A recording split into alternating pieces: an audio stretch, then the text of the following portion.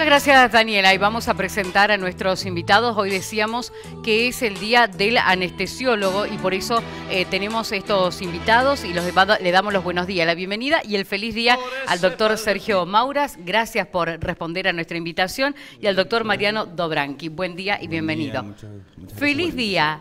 ¿Anestesiólogo o anestesista? ¿Cuál es la diferencia? Anestesiólogo es médico, como cardiólogo, traumatólogo. Bien.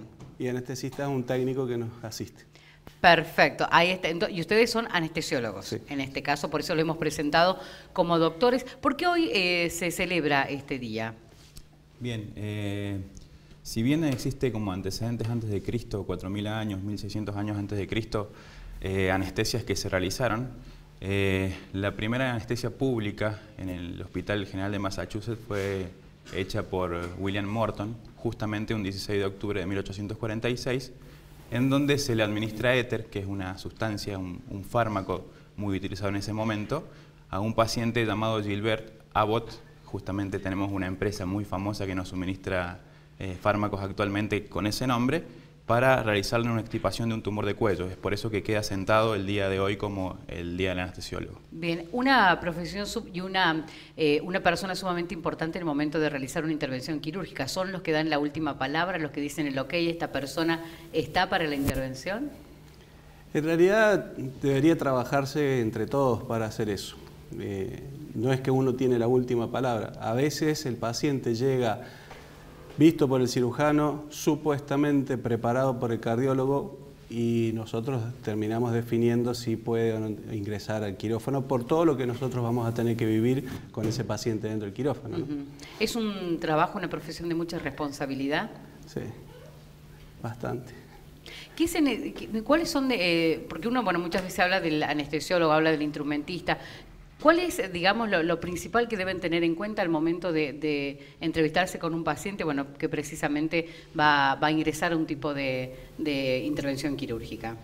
Sí, en principio lo que nosotros siempre vemos es los antecedentes que trae. Un paciente tiene que entrar con un laboratorio completo, estudios cardiológicos, radiológicos adecuados, y de acuerdo a las patologías que tiene previas a ese momento en que ingresa al quirófano, determinamos o le damos digamos, un valor ASA que está relacionado con la Asociación Americana de Anestesia, en donde lo catalogamos en un nivel donde va a tener mayor o menor complejidad. ¿Sí? En realidad, digamos, como decía el doctor Maura, es el equipo de salud, el equipo quirúrgico, el que va a ayudar a que un paciente entre en correctas condiciones al quirófano. Bien. ¿Ustedes están colegiados? Sí. ¿Sí? ¿Dónde funciona la sede? ¿Quiénes son las autoridades? La Asociación de Anestesiología se encuentra ubicada en Ituzaingó 1072. Sí, 1055. En este momento el presidente es el doctor Oscar Londero y el secretario general el doctor Esteban Gómez. ¿Y cuántos profesionales nuclea aproximadamente? Y en este momento en toda la provincia somos alrededor de 28 más o menos. Bien. ¿Siempre tuvieron algún paciente que le dijeron no quiero que me duela? Siempre. Siempre el miedo al dolor. De hecho, una de las tantas experiencias en ese sentido es haber recibido una pulsera de oro de regalo de una paciente que no se quería operar los juanetes porque le habían dicho que era algo muy doloroso y tenía que operarse los dos pies, y cuando se operó el primero no tomó ni una aspirina y ella tenía una joyería, entonces para la segunda cirugía me trajo una pulsera de regalo. ¿Tiene mucho que ver la recuperación a veces también con esta, digamos, en el momento que uno lo anestesia y trata al paciente, en el momento que ustedes actúan? Mire, para que usted se dé una idea, actualmente en el mundo se considera que un 50% de los pacientes que ingresan a operarse quedan con un dolor residual. De ese 50%, un 20% queda con un dolor crónico, o sea, para toda la vida.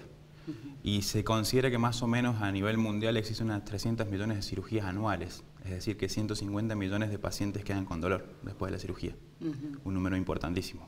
Y esto obviamente dependiendo del tipo de cirugía, ¿no? De la complejidad de la misma. Por supuesto, hay cirugías, nosotros llamamos impacto nociceptivo, es impacto doloroso, ¿sí?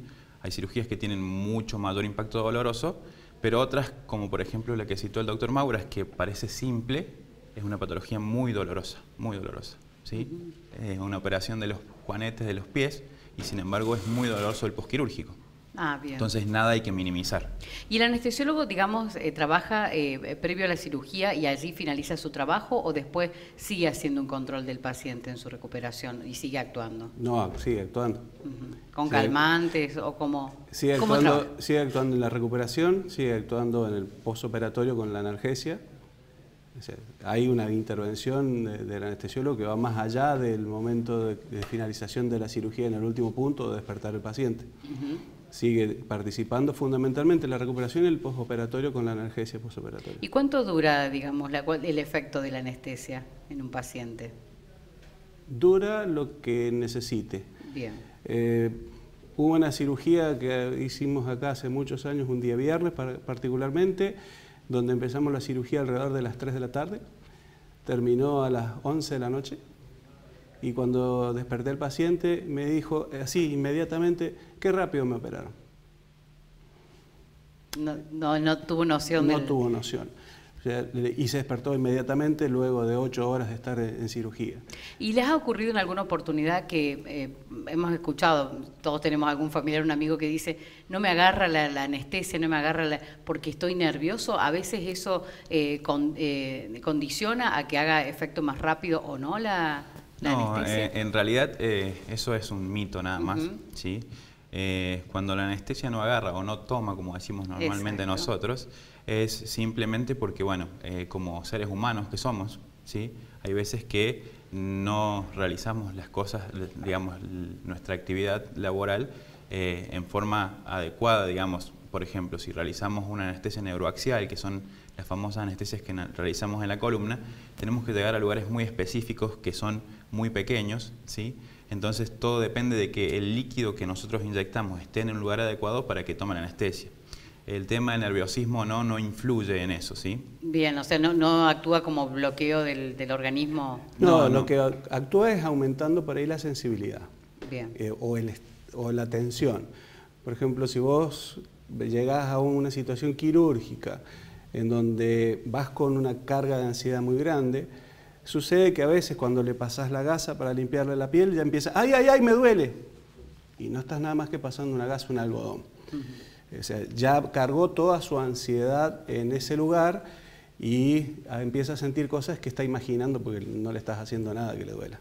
Y cuando sucede esto que le preguntaba con respecto a la anestesia, que no toma inmediatamente, por esto que nos explicaba el doctor, ¿se le puede seguir inyectando o inyectando otro tipo de anestesia o hay que esperar un tiempo para poder, digamos, buscar una alternativa? No, siempre existe, digamos, un segundo escalón en donde el paciente se puede operar. O sea, si no toma un bloqueo de estos que nombramos anteriormente, puede dormirse tranquilamente un paciente si no tiene ningún tipo de contraindicación y realizar el procedimiento quirúrgico sin ningún inconveniente. Bien. En todas las prácticas se utiliza siempre anestesia. ¿Hay prácticas nuevas que han digamos, incorporado la anestesia para su realización? Hoy, no sé si todas, pero la gran mayoría, sobre todo porque el paciente, hay procedimientos, por ejemplo, una resonancia magnética. Sí. El paciente no lo van a operar, no le van a hacer nada que le produzca dolor. Pero hay gente que le tiene pánico al estar en el tubo del resonador, a pesar de que ahora hay aparatos que son de tubo abierto. Y se les hace una anestesia para que puedan solamente estar esos 40 minutos, 60 minutos, lo que dure el procedimiento del estudio, que es solamente un estudio que hace ruido, para que puedan soportar ese estado. Entonces, se hace anestesia para cosas que no son quirúrgicas. Claro, exactamente, para estudio, incluso algunos que tienen que ver con endoscopía y demás. Está bien, pero la endoscopía ya es más invasiva. Claro. Una resonancia es lo menos invasivo que le vas a realizar y sin embargo se hace anestesia para eso. Sí, también he consultado porque imaginaba antes, digamos, en épocas más remotas, por ejemplo, los partos eran absolutamente naturales al %, ¿no? Con el dolor y demás. Hoy en día tenemos la posibilidad incluso de parto sin dolor. Exactamente, del parto sin dolor. De hace muchos años, ¿no? Hoy ya tenemos muchos años de parto sin dolor. ¿Y esto puede dejar algún tipo de consecuencia, digamos, lo que me comentaba recién con respecto a la estadística, que bueno, los días de mayor humedad me duele acá donde justo me inyectaron, donde me colocaron la anestesia? ¿O es parte del mito también? Sí, en realidad, digamos, el lugar donde se realiza la anestesia no debe quedar ningún tipo de dolor. Sí, el problema de no analgesiar bien un paciente en el procedimiento intraquirúrgico puede llevar a estos dolores residuales que hablábamos y que por supuesto yo siempre les digo a los pacientes son meteorólogos, o sea, ellos anticipan el mal tiempo, ¿sí?, de un día para el otro, y está más relacionado con los dolores neuropáticos. En muchas cirugías, si no en la gran mayoría, cuando se trabaja con los tejidos hay compresiones de nervios, ¿sí?, y si eso no lo cubrimos bien, no lo prevenimos bien, son esos pacientes que dicen mañana va a estar feo, se pone nublado, está húmedo. Entonces, bueno, siempre decimos la humedad y el frío no son amigos del dolor, para nada. Sí, más insoportables, ¿no? Permíteme. Una de las cosas que apuntabas vos es con las anestesias que se hacen en la espalda. Por lo menos eso es lo que te interpreté. Sí, sí. A los pacientes yo siempre les digo, cuando me dicen no, porque eso me va a dejar dolor en la espalda o ya me duele la espalda por eso. Él lo puede decir porque lo viene realizando bastante más que yo. Si yo te voy a colocar una aguja en la espalda que te va a dejar un dolor y después la voy a tratar con colocar una aguja en la espalda para aliviar el dolor, no tiene mucho sentido. Exacto. Entonces, el mito de que esa agujita en la espalda le deja un dolor de espalda es mucho más grande que la realidad. ¿Es una zona de las más sensibles por allí para...? ¿No? No. ¿Hay alguna zona más peligrosa, más comprometida del organismo para inyectar o para dormir? Porque incluso cuando están las anestesias, que muchos prefieren la anestesia, por ejemplo, parcial también, ¿no? Y las anestesias parciales a las que te referís son las anestesias de los plexos, y esas pueden tener cierto riesgo, como todo lo que hacemos, porque uno coloca anestésicos sobre un gran paquete vascular, en la zona de un gran paquete vascular, y eso puede a veces aumentar el riesgo. Pero todo lo que nosotros realizamos tiene un riesgo. Nuestra vida dentro del quirófano va al lado de un riesgo permanente. ¿Cuántos aviones caen por año?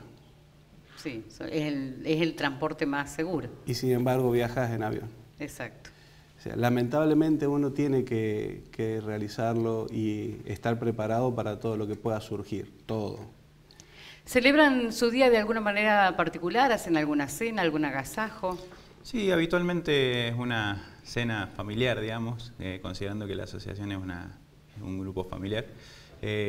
Por lo general, sí, todos los años hacemos una pequeña cena. ¿Tienen fecha ahora o no? Todavía no está definido. La verdad es que todavía no está definido. Igual, bueno, yo si es de ser esta semana no voy a poder porque estoy viajando a Salta, porque bueno, formo parte de un grupo que da un curso muy importante de dolor postoperatorio y andamos por todo el país tratando de ordenarle las ideas a los colegas para que, bueno, para que este 50% no exista.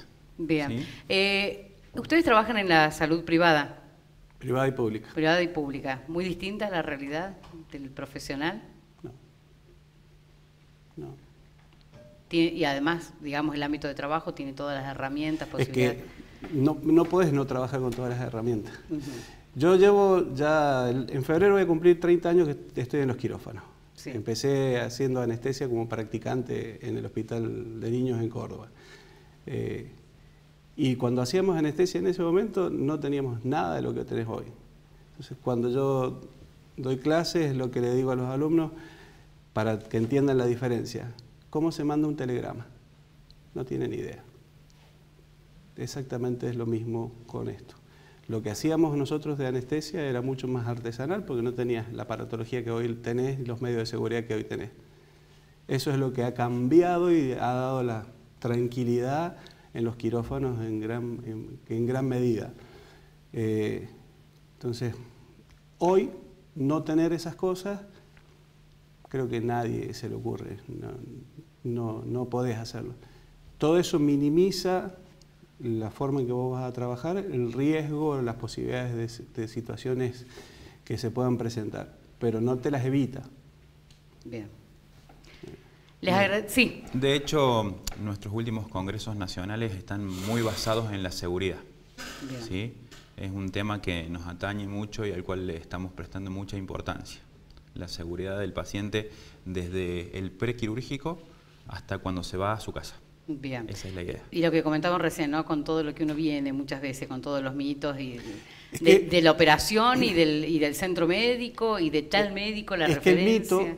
Que el mito se ha instalado de una forma muy arraigada porque justamente 170 años que se viene realizando anestesia, de los cuales los últimos 20 vos tenés equipamiento y drogas seguras. 150 se hicieron de forma artesanal. Las complicaciones y las muertes vinculadas a la anestesia en esos 150 años fueron muchas. Y eso se instala. Eso no lo sacás tan fácil. Y esa capaz que es la tarea más difícil que tiene. Y sí. Al de la propia acción y aplicación de la... Por eso, es un trabajito, ya te digo, así como te conté esa anécdota, una paciente que operamos que, palabras textuales, si me quieren entrar de nuevo al quirófano, cortarme la cabeza, jugar al fútbol, volverme a poner y despertarme, no tengo ningún problema porque no sentí nada. ¿Sí? O sea que eso es lo que hoy le tenés que brindar al paciente, la total seguridad.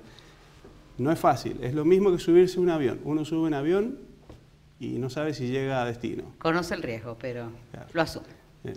Muchísimas gracias a los dos y que tengan un excelente día. Muchísimas gracias por y una excelente también actividad. Estamos en sus manos. Gracias. Nosotros compartimos una pausa, ya volvemos.